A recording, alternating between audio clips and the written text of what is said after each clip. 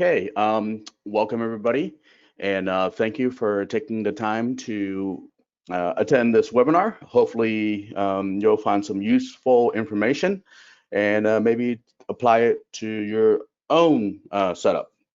Um, Today's topic is scanning from the top with TLS. TLS stands for terrestrial laser scan.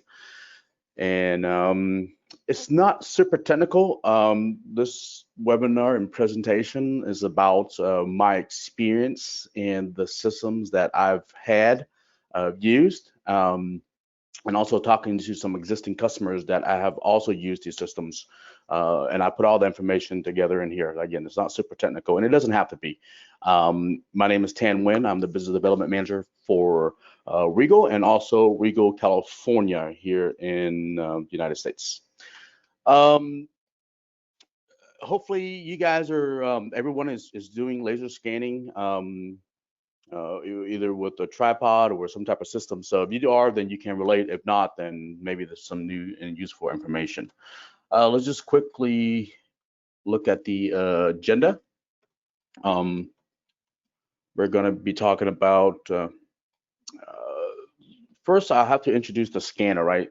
And it's important because I've been in this industry for 12 years, going on 13, and I've seen these scanners evolve and technology, mainly speed. In the past, 10 years ago, when I started for RIEGL USA, these scanners, they took a long time to take a scan. And with that type of time, you really couldn't put these systems on a platform, right? Because then you would have to a vehicle platform then, because the vehicle has to be not moving. It has to be, sitting still. And when people are moving around the cab, you're going to cause movement to the scanner, right? But with the new generation of these terrestrial scanners, particularly the VZ series, I series, it's lightning fast, and therefore we can really use these on a platform, on a vehicle platform, and then kind of like bypass the movement because the scanner is so fast. We don't have to sit there for 5 minutes, 10 minutes, or these scanners, they can scan in less than a minute, depending on the resolution and the panorama you're expecting or you want to select. These scanners, you can get a scan done in 45 seconds. And then I just want to quickly introduce you to those type of scanners. The type of vehicle mount platforms. So there's some different type of platforms that I've used. Some are fixed mounts and some are lift systems. And I have all three different kind, and I think it's pretty cool, right? You get some pros and cons, not so much bad stuff, but stuff you have to consider when you have these systems, whether it's a big one or a small one. There are some pros and cons to all of them. And then let's look at some data, right? So we're not going to talk about registration. We're not going to talk about the quality of the data, but we're talking about the point counts rather, right? And the angle of incidence, and more importantly, on horizontal points, right? Because when you're taking a scan, your vertical objects are going to be good because the angle of incidence is most likely going to be perpendicular to the vertical surfaces, but the ground surfaces is what's key here in this presentation.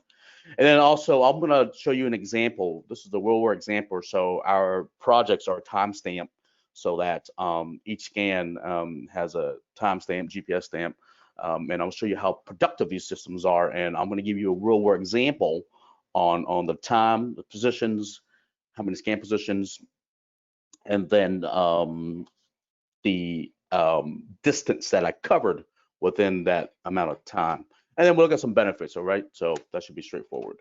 Yeah, so the VZ400 and the VZ2000i is what I have used on these particular mount systems. Like, again, I want to emphasize that the reason why we could do and use these type of scanners, so the reason why we can use these type of platforms on a vehicle is because the scanner is so fast. We can sit there for 45 seconds and it takes a high resolution scan.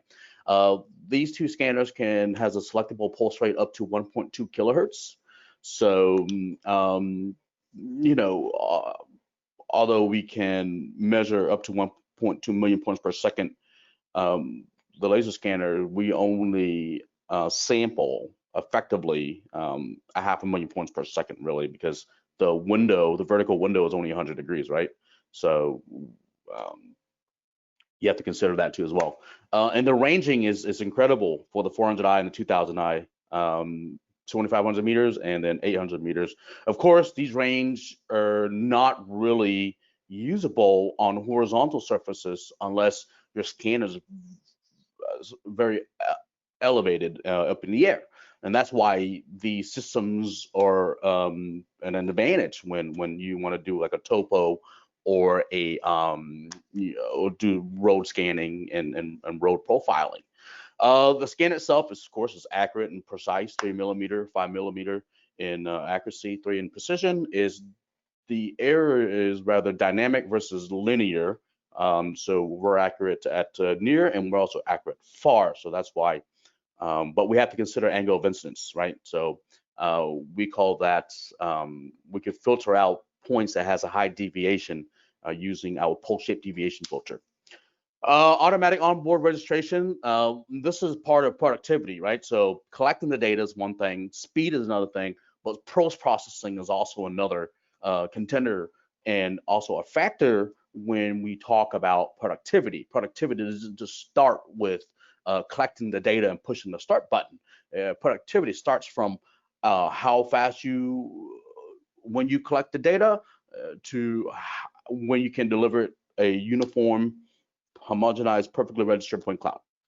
And another key highlight that I like for the scanner is it takes the images at the same time as the data, right? So the data acquisition and image acquisition, passive sensors and active sensors taken at the same time, which in return saves a lot of time. And time is also a key factor in productivity. And we could do that because we have an external camera, a digital SLR, which we use a 20mm prime lens, so that we can take just anywhere from 5 to 10 images, depending on the overlap that you want. But the overlap that I typically use is about 35%, which gives you, I think, 7 images taken, and it takes that at the same time. So in one pass, you get the images and you get the scanner. Of course, it's the eye-safe laser. And a couple unique features about this scanner is that it has a user development app through Python scripting. So if you know how to write your own apps, of which the automatic onboard registration is an app developed by us through Python, right? So, and to give you the speed, it takes about 45 seconds for a high resolution point cloud. So that's 7 centimeter at 100-meter point spacing, and that's typically the go-to value that we use, and a lot of customers use is Panorama 40.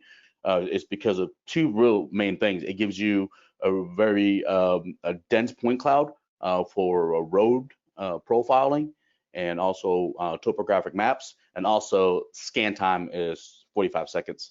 And then you can set it up to, you can really customize the scanner by defining your own workflow, and you make it to that it's a one-button operation. Yeah. All right. So traditionally, tripods is what these systems are mounted on. We have your traditional survey tripod, which the yellow, carbon fiber, whatever. And then you have your really lightweight, compact carbon tripod. I like this for doing small indoor project or even cave project. So I have colleagues that's done some caves, and that's really utilized the carbon tripod because you can make it very low to the ground. You can jack it really high.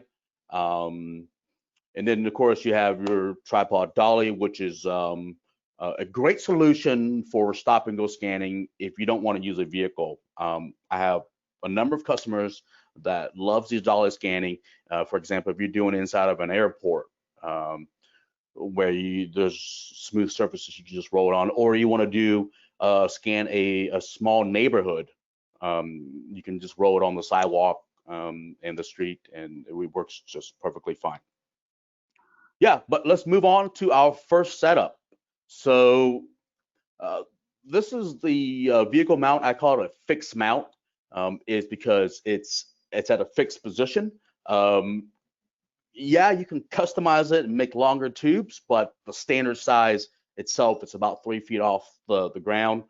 And then, of course, the total height is depending on the vehicles that you use. So it's a very easy to install. It's versatile. You can mount it on here. You can see um, ATV. I think it's a side by side, and then the picture on the top right is on our company truck, which is a truck with a ladder rack system. Then we just mount it on top of the rack system, and we use this truck for everything. We use it for our mobile scanners testing. We use it for our stop and go scanners, our lift systems, this fixed mount system. So, but this system is low cost, is lightweight, no maintenance. You can scan inside of a vehicle, um, and then you can take it off all by yourself if you want to go back to storage, or you can just leave it on. It's all aluminum, and the little black plate, if you notice it between the scanner and the aluminum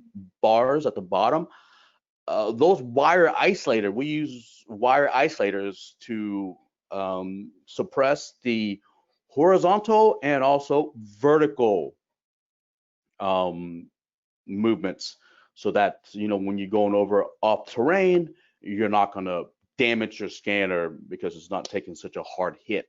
Of course, we don't recommend to drive at high speed with these things either. So yeah, so this is a very robust, low cost, no maintenance.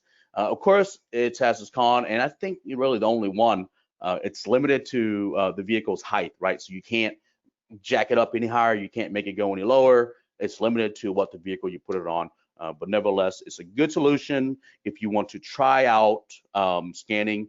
We call it stop and go scanning from the top of any moving vehicle. Yep.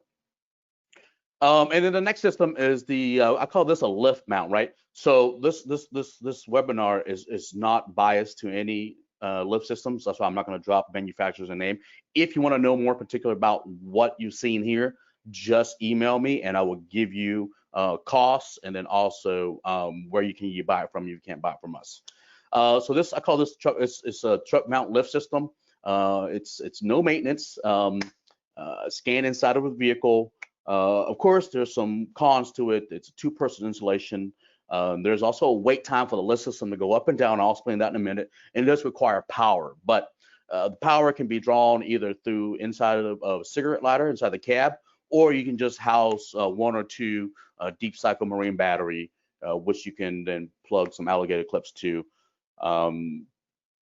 This system is unique. So what happened is that you can only use it on a truck too, by the way. You can't put it on an SUV. The reason why you can only use a truck is because you got to have the bed of the truck to permanently, well, I guess you can unscrew it and then take it out, but it's designed so that it's strapped down to the bed of the truck.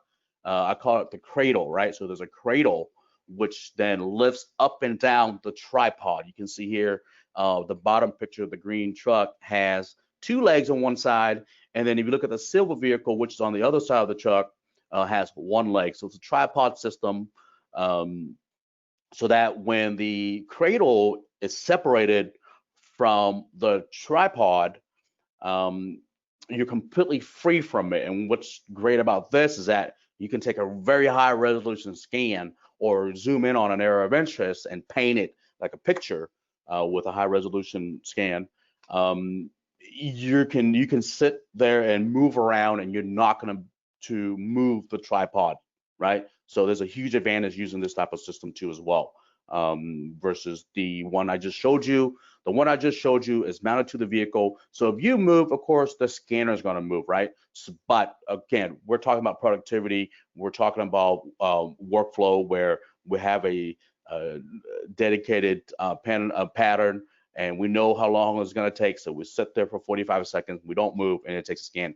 Versus this system, the lift mount, where it's completely separated, and then again, you just take your scan, and then when you get ready and when you're done, you just lift the cradle back up, and then the tripod lifts off the ground. You can adjust the height to that, you know, depending on the terrain you're working in, you can make it as high as the leg as high as you want when it goes off the ground, so that you don't hit the leg on an object on the ground when you're driving. It's driven by a screw type motor. It's a screw drive. So if that ever breaks, you just replace that. So, but no maintenance at all, really. And it's a great system. And you can store the legs in the top tripod rack. You see those 3 holes. You put the legs in there, and you just drive to a different site. You strap it down. You can drive it in the highway. I drove it all the way up to DC 1 year to do a demo, and it was perfectly fine. Okay, and the last system is, I call this the Telescopic Lift system. This system is unique. And this is by far the most dynamic system, right?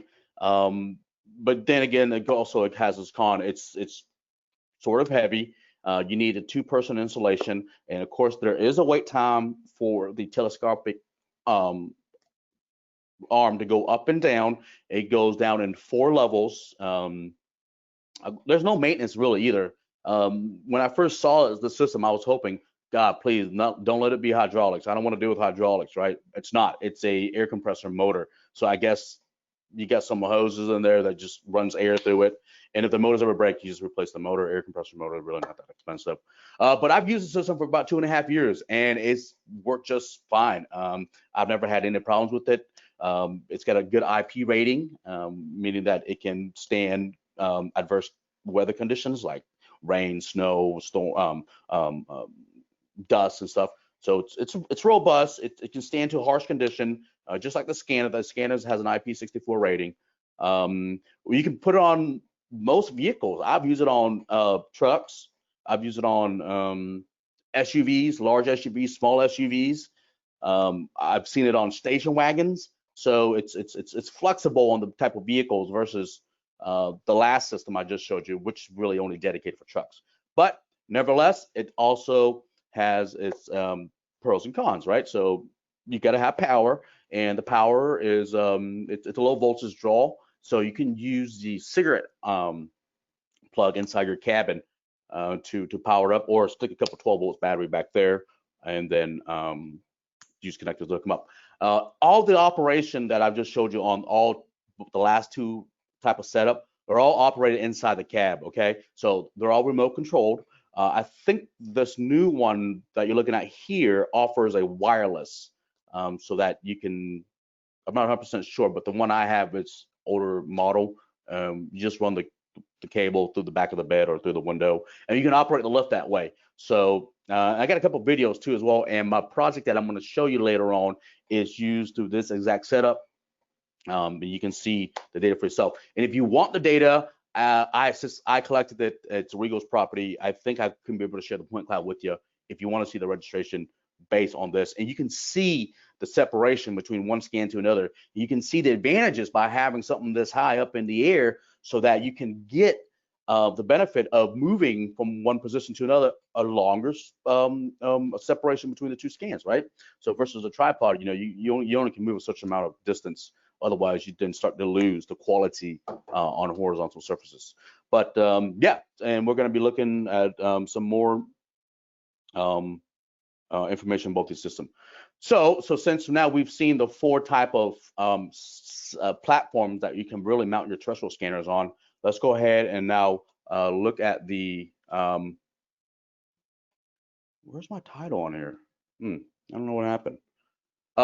So this picture, the next this slide tells you about the scanner height, and then also the angle of incidence based on the type of platform. So your first one, you have your tripod, which is about 1.659 meters off the ground, and I use a 50-meter range, right? I could have used any range to do all these tests, but I wanted to go far out because we know the data at close range is just good and it's dense, right? And it's always usable. What about the data that's far away? And I have 50 meters. I thought 50 meter was a good distance to make comparison to all platform, and then also all the data too as well. So at a 50-meter distance, your angle of incidence is quite shallow. It's 1.902 degrees, right? So let's go ahead and look at the fixed height. So this fixed height is quite high because I had it on top of a curb, because I had to scan out off the side of the road. You're looking at a 2.973, and you look at the angle of incidence, it's quite larger, right? So you're going to get a better return because you have a greater degree of angle of incidence still at 50 meters. And we're going to look at the point counts next, okay? So just hang with me for a second here. And now we're going to look at the, this is the lift mount, this one that mounts on the back of the bed of the truck. This one is slightly lower, is because the fixed mount one, I had it all the way on top of the bed of the truck roof rack, the ladder rack of our company truck, so it was a little bit higher. But typically, you just mount it directly to your roof. So that's depending on the vehicle that you use. But you can see here, and then with the telescopic system, you have a scanner height of 4.49 meters, which then increases the angle of incidence at 50 meters to 5.27 degrees, okay? So the message here is that the higher you go, the better angle of incidence, and then in return, you're gonna get a more point cloud. So on a tripod at the same distance with the same data, we were able to achieve 30 points per square meter, which is good.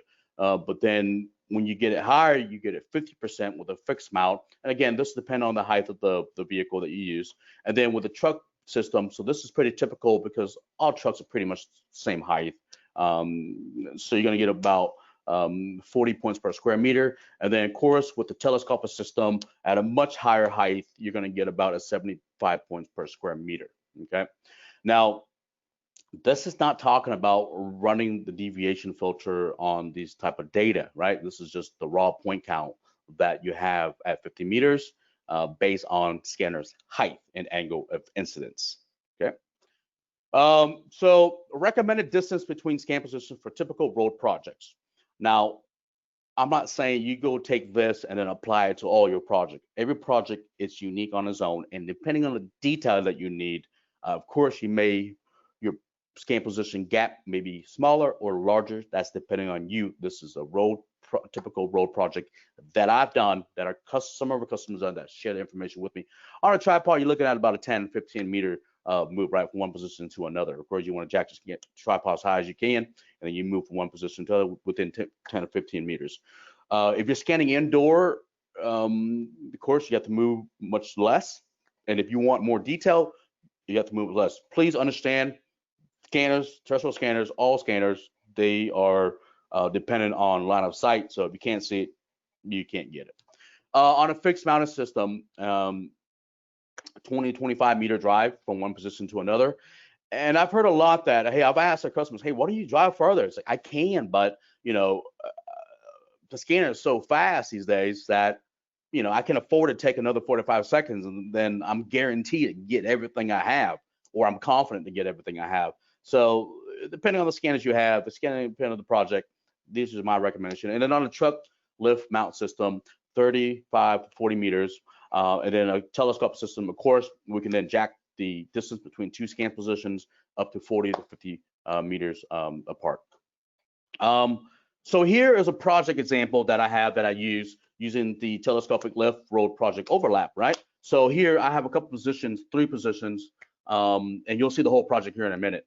You can see here from scan position 11 to scan position 12, I move approximately 45 meters, and then from 12 to 13, I move approximately 51 meters, just over 51 meters. And the overlap is fantastic. You can see that, hey, you moved too far, maybe the last position won't fill in the gap. Well, that was just in an X-ray view. If you looked at it through the data view, you can see that the blind spot from the vehicle does have enough data on the surface to, make a plane. 3 point makes a plane, right? So you don't need a million points there to know, hey, that's a plane. But yeah, it's good enough if you have the scanner at such height. And then this is just another different view of it, so you can see the blind spots are filled in. And then of course, if you do a cross section, and I did a cross section right in between 2 scans, so about 20 meters from one scan position to another. You can see the overlap. It's right there. That's the profile of the curve. Okay. Here's a video that we did that day. It's kind of windy,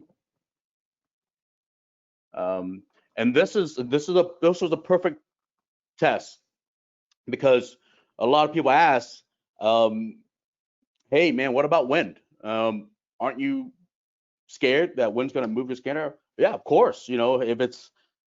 If you're in Florida and if it's during scanning, hurricane wind, of course you don't want to be out there scanning. It's just going to blow it all over. But yeah, we're definitely. And I was hoping that I would see that. Well, check out this next video. So this video, I parked the truck and then I was able to remote it from from behind the tree. And so this is about, you make the judge, right? So, and I have this data and I looked through it, I analyzed it. It did not affect the scanner and to what I've seen. And it was quite windy too as well. It was an open plain, open area. I think a storm was coming in, overcast, and these are my targets. Oh, and another advantage is using this type of platform is that your angle of incidence on these targets, you can shoot them out further too as well. So you can leave this target here and drive, 150 feet away and still get the target in. Okay. Okay, and then this is the project that I was talking about. So on this particular project that I just showed you a couple videos, same thing. You can see my track, right? That's Google Earth, and then on the right-hand side, that's all the scan position. I could probably give you this data if you want it. It uses a telescopic lift system on that truck you just saw, the white one. Total scan position was 49. I did more. But there was some position that was moving. I think like 3 of them because we were just, I don't know, we weren't paying attention, and one guy had hit scan and they were still moving around inside the truck, so we had to throw them out. And plus, their scanner can detect certain movements, so that you can flag it and then you can get rid of it and then or rescan it. Scan time was 3 hours and 16 minutes, and we probably could have done it a little bit faster, but this was a test and we wanted to make sure, and we want, this is the first hands on the system on the lift mount. So that equals about 4 minutes per scan position, including travel time. So that's of course you don't want to drive when the arm is extended fully up, because you get too much top heavy movement. So you want to take it down to about halfway or 3/4 way, and you want to take it at a reasonable 5 to 10 miles per hour drive. And the distance that we cover within that time frame is approximately 1 mile, 1.15 miles, or 1,853 meters. You could never do this in the past without this type of setup. And there are great benefits by having this type of setup. As you can see, it's a great system to use on road because safety. Safety is a huge thing when we're out there surveying, and anytime we can reduce the danger and increase safety, I think it's a win-win situation for such an investment. Increased distance between scan positions, right? So you could never cover that type of range on a tripod. You just won't be able to do it. I've tried it and I couldn't do it. I couldn't cover a mile in 3 hours. There's no way. And then increased range on horizontal surface. That's important, right? Because then this will allow you to increase the distance between each scan position, and then ultimately you increase productivity. And that's really what we're trying to do these days, right? So I don't think people are buying scanners because it's cool or it's a new thing. The laser scanning technology has been tested, it's been proven, and it's been accepted by DOTs. So now we really just want to be productive about it. And I think with the help of these type of mounted systems, it can really improve productivity, whether you're on a dolly rolling tripod or on a fixed mounted system platform on top of a side-by-side ATV, SUV, or a big lift system on top of a truck. Okay, so yeah, so those are all my testing that I have. I think all 3 platforms are great solutions to any stop and go. I think that's the new key word for this type of scanning. It's stop and go scanning. Again, you increase your angle of incidence, therefore you can get better surfaces on range. You can maximize the horizontal range on your scanners, whether you're using the RIEGL or any other scanners. And then of course safety, and then most importantly productivity. And so yeah, so that concludes my presentation. My name is Tan Nguyen. I am the business development for RIEGL USA. If you have any kind of questions, please, I'll take them now, or you can email me and then I can answer you at a later time. So thank you. Okay, so we have some questions here. What is the price of the black wire isolator? They are, I think, you're gonna have to send me an email. I can't talk about pricing. I shouldn't, at least. If you send me an email, I will share with you what's the cost of the wire isolators. Okay. What price is that? Let me see. I'm trying to expand.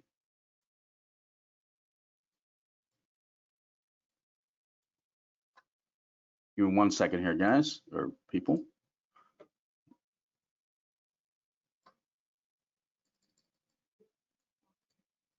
Okay.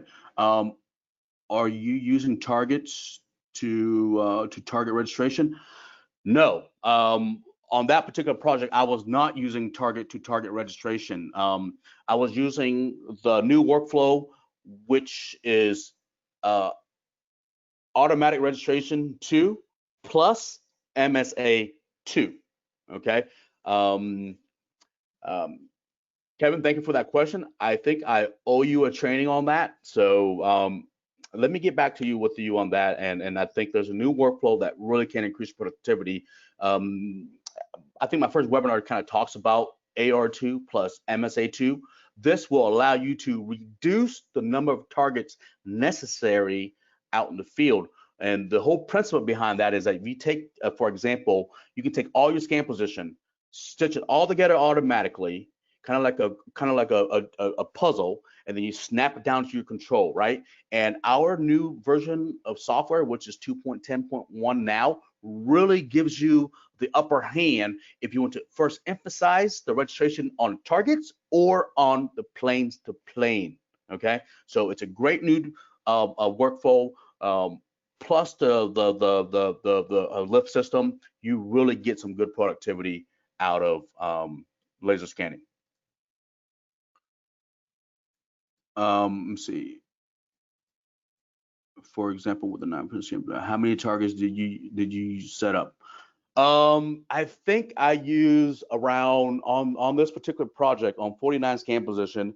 I think I use about 20 strategically placed all around the site. So if you send me an email and if you want a screenshot, I can show you all the targets and what scan position use the targets. Okay, I can shoot vectors at the targets and I can make a top-down screenshot for you. You can see it's like a spider web. Looks really, really cool. So send me an email and request that information. I'll share it with you. But I use about 20 targets. Let me see. Was that included in the 3 hours? No. So the 3 hours was just collecting the data. Post-processing probably took about another hour. So I would say 4.5 hours total. That does not include teardown time, right? It takes 2 guys to tear down that system. Again, it gets some weight to it, so it takes about 2 hours. But I would say I could deliver that probably 5 hours, 3 hours collection, and then take a couple more hours to register the data, clean it up, filter some deviation point, reflecting point, and then I can export it out into LAS format. What is the accuracy using the lift? Well, there are a couple accuracy that we have to consider. So we have the cloud-to-cloud accuracy, and then we also have the geospatial positional accuracy, which ties down the target. So the cloud-to-cloud accuracy is less than 1 centimeter all around. So what that means is that once I register the automatic registration 2, I can then do a cross-section anywhere. You will not see more than 1 centimeter of separation anywhere in the data, if not much better. And I'm just being very careful about that 1 centimeter, right? It's way better than that. I can guarantee you this project will produce, well, it has produced anywhere from 5 to 6 millimeter point to point, and then you switch it down to control. I think these control, there were some busted one out there, so you're probably looking at about less than a centimeter to down to control. These control I had, we ran a level, a level ran through them, so it was really tight. How lifting the system? Let's see.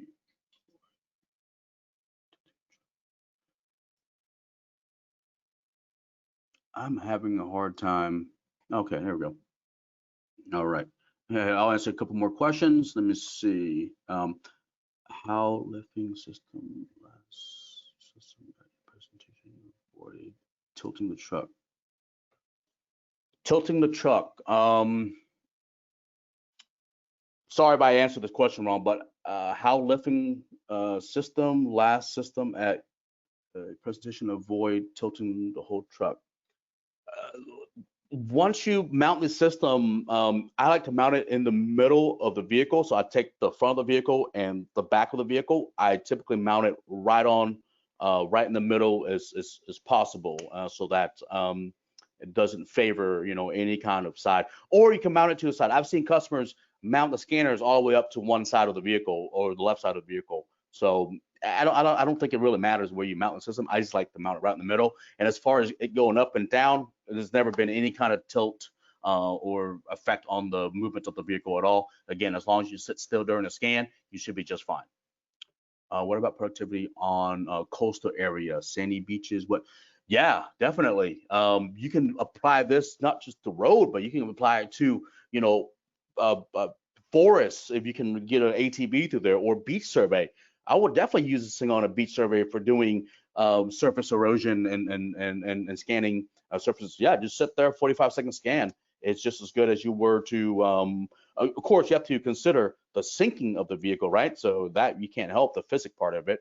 But yeah, if you can get on a stable ground, you can take a quick scan and the data should be just fine.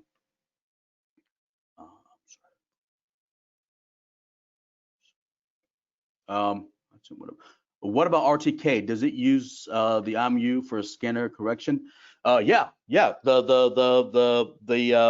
The scanner uses all the same features that as you would on a tripod, so there's no difference. In fact, this project, I think I had RTK, and if you guys know, the I series can integrate external or internal RTK. So in Florida, Trimble has set up a RTK network so that once you put a scanner online, whether it's through a SIM card or through a internet tethering from a phone, you can get correction. In Florida, you can get it free from the FODOT network. So anyways, I think that's all the time I have, guys. Thank you very much for your attendance. Hopefully, oh, hold on. I have maybe one more. Am I able to scan fixed elements on a mobile platform like a vessels? Yeah, actually, absolutely.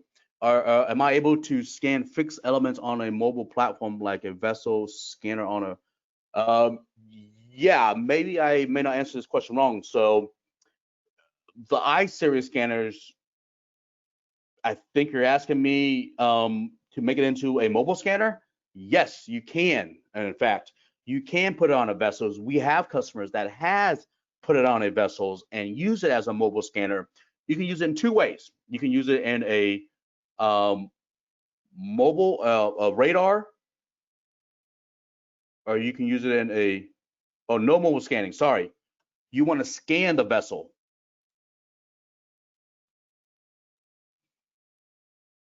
Have you used the scanner at any mine? Yes, we have. We have used it at many mines all over the world, from Australia to Canada to South America.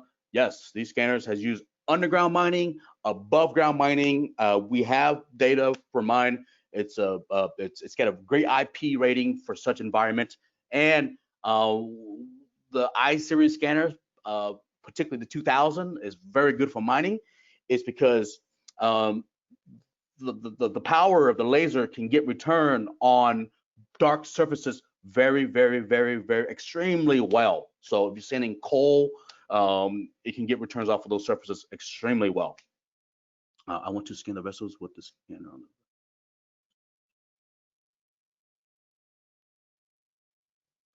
on. The results will be influenced by IMU. Oh, I see. I see. It's using the scanner as a terrestrial scanner, but on a vessel, no. So yeah, let me step a little bit back. No, the IMU will not what's the word I'm looking for? Will not accommodate the movement like a mobile scanner in a terrestrial scanner. So no, you cannot. I'm sorry. You have to yeah, it's got to be in a fixed position. Can I get your testimonies on its uses at the mine? Yeah, absolutely. Austin, please send me an email and I will put you in contact with some of our mining customers, and I have to get their approval first. But yeah, absolutely, we can absolutely get testimonies on our scanner use at mine. In fact, we have a whole mining division. And